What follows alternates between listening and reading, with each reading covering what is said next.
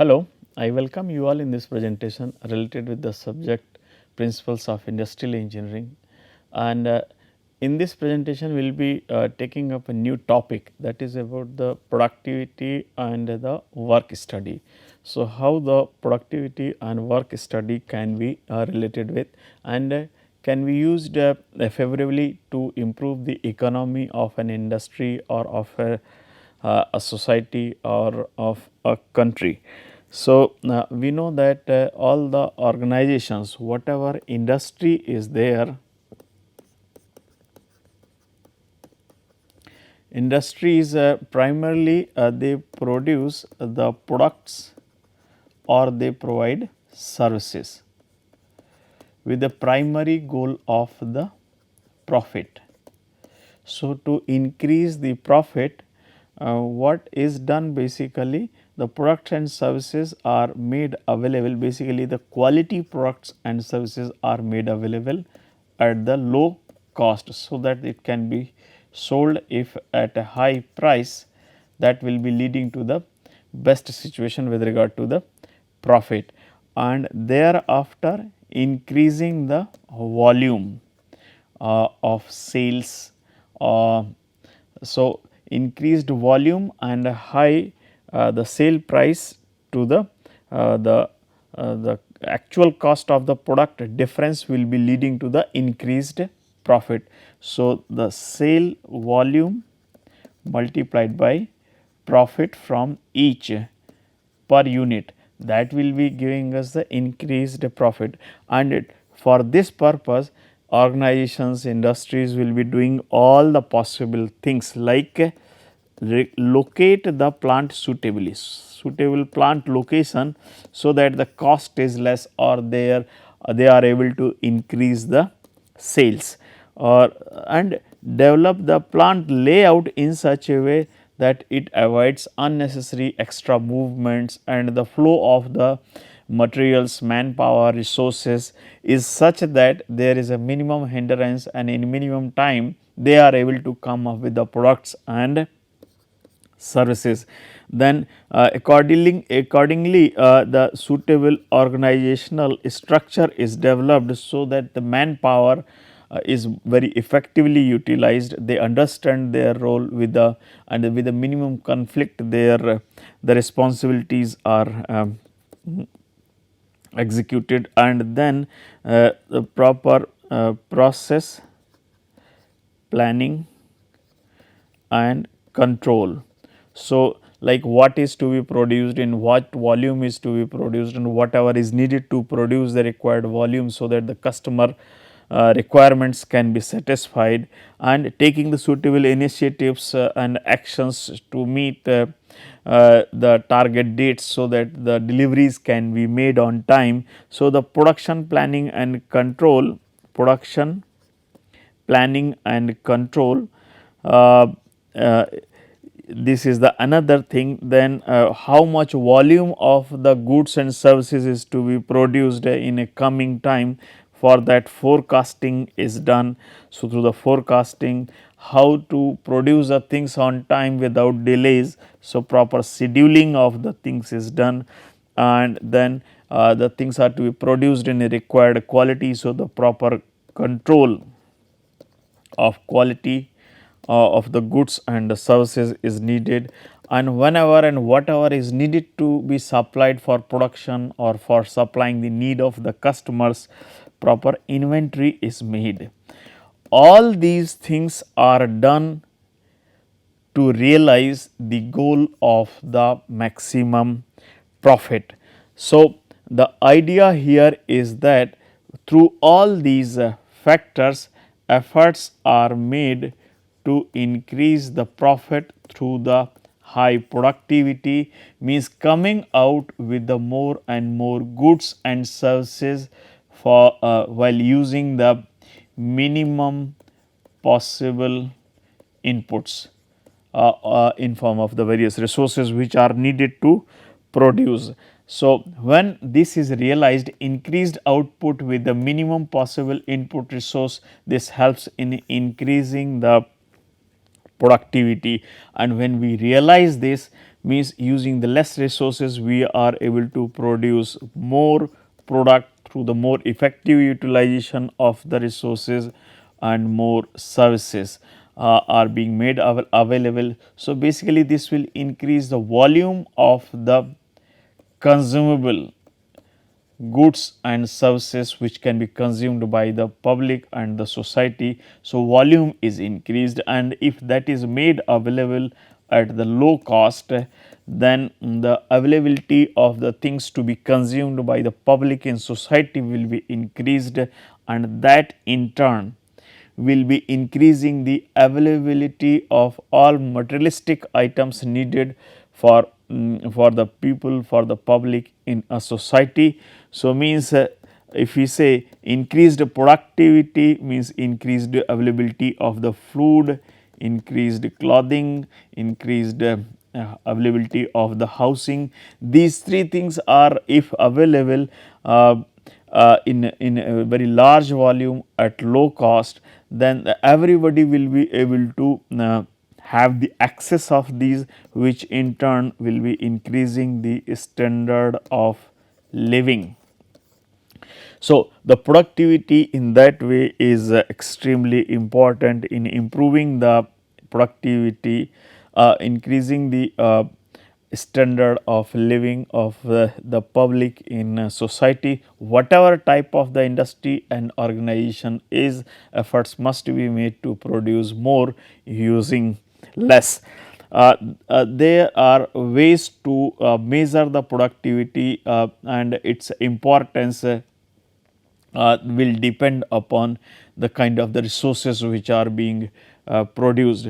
Depending upon the kind of the industry, they may use the variety of the resources, which may be in form of land, it may be in form of material or machines, manpower, it may be in form of like capital, and there can be many input resources, and the relative importance of these resources may not be equal for all industries in all states in all countries.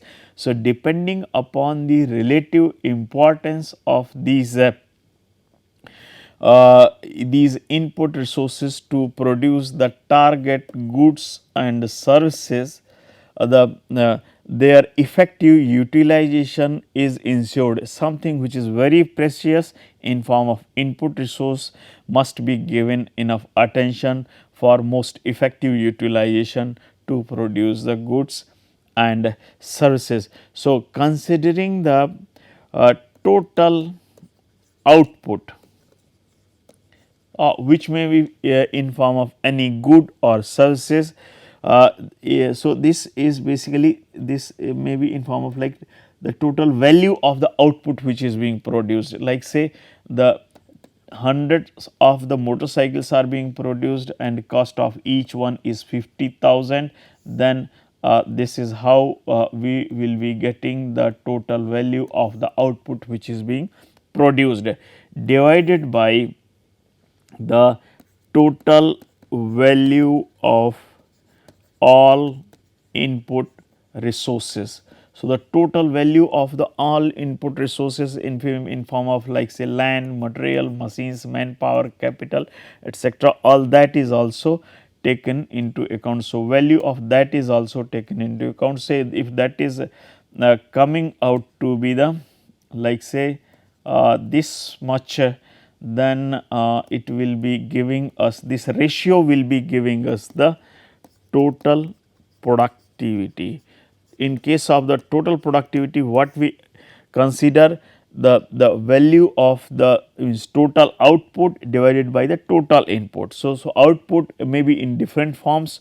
So, and likewise input may also be in different forms. So, we basically try to convert that output or input in value in terms of the value or the worth which has been produced or the worth of the items which have been used.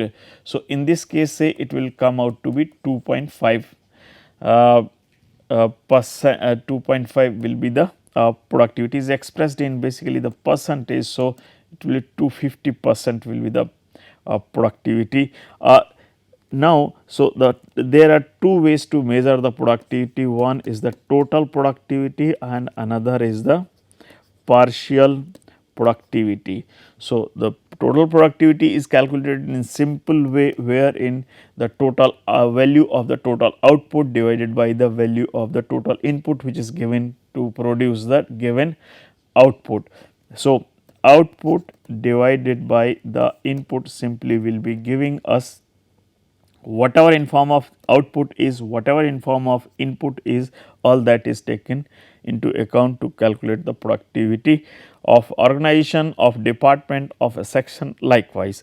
And when we consider that whatever is the value of output divided by the value of a single input is considered, like say the output here is still same 5 into 10 to the power 6 divided by, now we will see we can put the value of land, we can put the value of material, we can put the value of machine. So, the value of the single input is given when we determine the ratio of the value of output produced divided by the value of single input being given, which may be like say 10 to the power 5.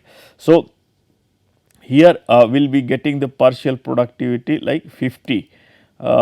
So, depending upon the kind of relative importance of the various input resources, the partial productivity and the total productivity will be giving us the different kind of the ideas. A total productivity gives us the total performance of the system, like how effectively all the resources are being used, while the partial productivity indicates how effective contribution of the particular input resource is. But that may not always give the very useful input, but sometimes it suggests like which input is really more important than others, and which input resource should be given more attention, where which input resource requires more careful consideration for increasing the productivity. So, it partial productivity suggests the kind of input resource that will that has to be given more importance consideration for enhanced productivity. Basically, partial productivity may give us the venues for improving the productivity. It may suggest the zone areas kind of input resource where work can be done for enhancing the productivity. So, what are the situations where the productivity is what purposes through the calculations of the productivity can be realized. So, the first thing is we are able to measure the performance of an organization or industry as a function of time, like what was the productivity of a particular plant last year or 2 years before, or what is the current productivity of a particular organization. Second, it helps in comparing the different departments, different industries, different sections with respect to productivity. And one more thing, if some corrective measures are being taken, so if there has been any improvement in productivity, or if there was a target productivity level, and then up to what level that productivity has been achieved, that also can be measured. So, basically comparing the productivity of an organization with the means comparing the actual productivity, you can say actual productivity of an organization with the planned productivity. So, the actual versus planned, comparing the productivity of the various departments, sections, industries, or measuring the performance of the organization or the industry as a function of time. What has been the trend of variation in the productivity, how good a particular department is doing, or what was the actual productivity as compared to the planned productivity. That is what we can easily get through the productivity measurement. But since it looks to be very simple, definition of the productivity looks to be very simple, like simple ratio of the output and input. But as we have seen, an industry may be involved in variety of the products, like the cars are being made, then the cars, the small, big, or different models. Each model costs, so each model is being produced in the different numbers, their cost is different, the kind of profit being given by the different models of a car are different. So, a company may have the different products, different models, each product may be offering the different profitability, their sale volumes may be different, and likewise. So, these are the issues related to the output. Output is coming in different forms, in different volumes. Similarly, the inputs, depending upon the output, input resources are also changing in form of the labor, in form of the man expertise, in form of material being used, in form of consumable power, etc. All these things are very large and very different in nature. So, their costing cost calculations are difficult. So, that this kind of the problem where output is in the different forms of the different price of different volumes, input is also of the different varieties in different costs and different volumes. So, this makes the productivity conversion of all these outputs and inputs in simple numerical terms becomes very difficult, and that is what called aggregation problem. It is very difficult to come out the aggregated values of all outputs and the kind of inputs which are being given to produce the output. So, that this is one aggregation problem in calculation of the productivity, and the second is the availability of data. Many times the data and the precise calculations, precise values of the different input resources and different output things which are being produced is not available. So, availability of the data and aggregation of the input and the output values, these are the two major problems related with the productivity.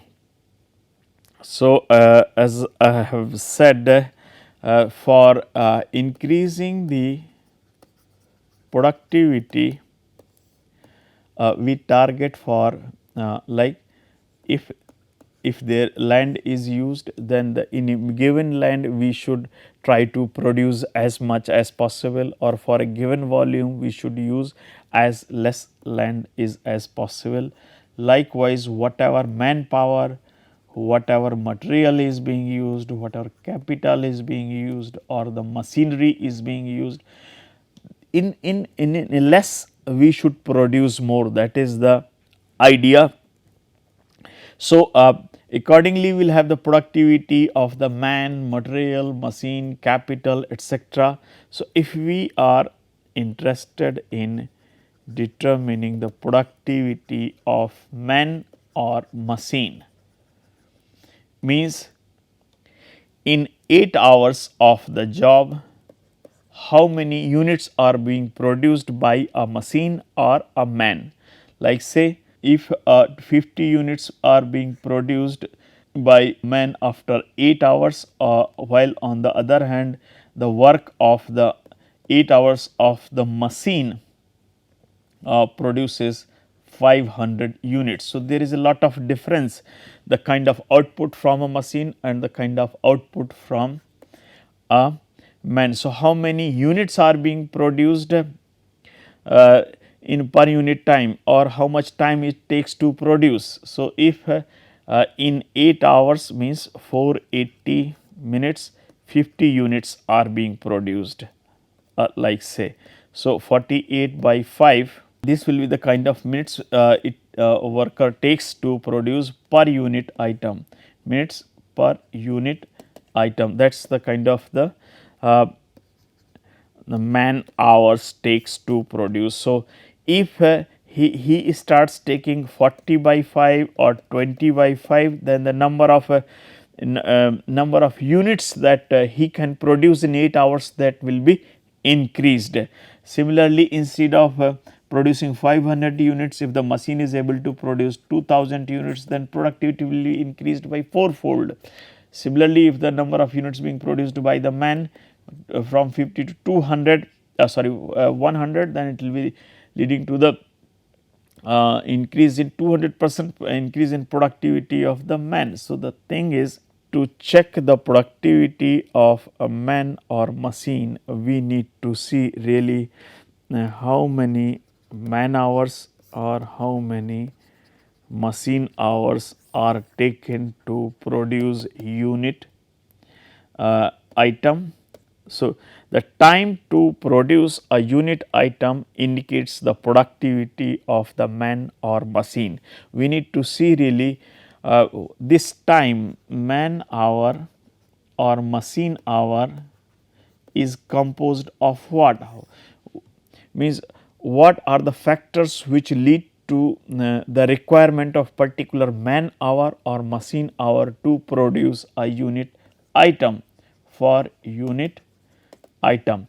So, that we can say the time to produce a unit item is composed of three things. One is the basic work content plus added work content plus ineffective time. So, the time consumed in doing the basic work, time consumed in doing the added work, and the time during which nothing is being done. So, these are the three things: basic work plus added work plus ineffective time. These are the three things. Basic work is the kind of the minimum time that is needed to do this work. Basic work is about the irreducible minimum time that is needed to do the particular job under the prevailing technological conditions. So, in a given situation, this is the minimum time which will be taken to do the job, whether it is done by a man or whether it is done by a machine. So, this is the time, minimum time which in any case the job will take for its completion, but due to the poor design, due to the poor product design, or due to the inefficient process,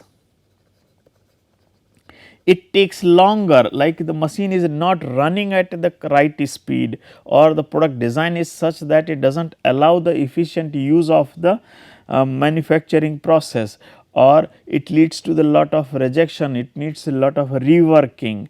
So, when the design is not perfect or when the process itself is not perfect, then it needs longer time to do the same job, more time is to be spent, and that is what is called added work.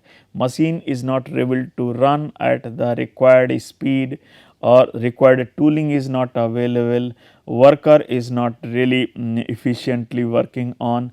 Then apart from this, so at least in these two situations, with the basic work and added work, something is being done during the job for its completion. On the other hand, in ineffective time, there is nothing is being done. It is just everything is idle, neither material is being processed nor man is working. So, there is no progress. So, this is simply wastage of time, which may be due to the variety of reasons, like worker is there, but not working, or worker is absent, or machine breakdown has taken place, material is not available to do the job, or due to the poor marketing policy frequent changes in the setting is needed. So, there can be number of situations which may force to the situation where no work is being done. Since the time to produce a unit job comprises the basic work, added work and ineffective time. So, if we see the time during which nothing is being done is the ineffective time. This may be due to the poor management, like process planning is not poor, material control is not poor, machines are in poor conditions, frequent breakdowns, frequent accidents are taking place. So, we would like to eliminate the ineffective time first through the effective management and the proper training and incentives or motivation to the workers, and thereafter we will be working on effective process planning, effective product design, so that the added work time can be, time for doing the added work can be reduced. So, these are the two zones, added work and the ineffective time. The attack is being made, attack is made first on ineffective time and thereafter on the added work, and we cannot do anything for the basic work to cut down the time further. So, basically our the two techniques in the work study are focused on reducing the added work and ineffective time. So, basically work study involves the two broad techniques, one is method study and another is work measurement. Work measurement focuses, it is about the quantification of the time using the various techniques, like the work sampling, standard data method, predetermined PMTS, predetermined time motion study, or time study. So, these are the techniques of the work measurement which are used for two purposes. One is quantification of the presence of ineffective time if it is there. So, once the ineffective time is identified in the procedural aspects of the work, then that is eliminated, and thereafter uh, that and another purpose of work measurement is to quantify the time for doing a job using the best possible method, so that standard time for doing the job can be set. So, there are two purposes, setting the standard time and identification of the ineffective time, and this is realized through the work measurement, work sampling, standard data method, PMTS and time study method. On the other hand, method study primarily focuses on the jobs for improving the method of doing a job, so that all redundant things, all unnecessary things can be eliminated, the efforts of the worker can be reduced, and the method is developed in such a way that the job can be completed in the minimum possible time. So, it basically records the observation, does the critical analysis and accordingly develops the new method for doing the job.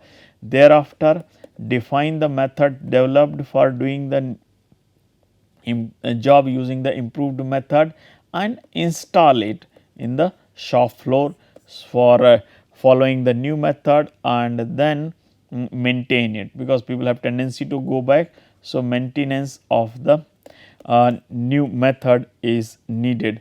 So, basically there are two approaches of the work study. which involves the method study and work measurement. Method study focuses on improving the existing way of doing the things or coming up with the newer methods for improved and effective way of doing things, so that the job can be completed in the minimum possible time. Basically, it focuses on reducing the added work and elimination of the ineffective time. And this work measurement helps in identification of the ineffective time and setting the time standard, which can be used for developing the wages and incentive plans. Now, I will summarize this presentation. In this presentation, I have talked about the importance of the productivity, what are the different types of the productivities, what are the issues related with the productivity measurement, and what is the purpose of the productivity measurement, and how it can be and how the work study can be effectively used for improving the productivity. Thank you for your attention.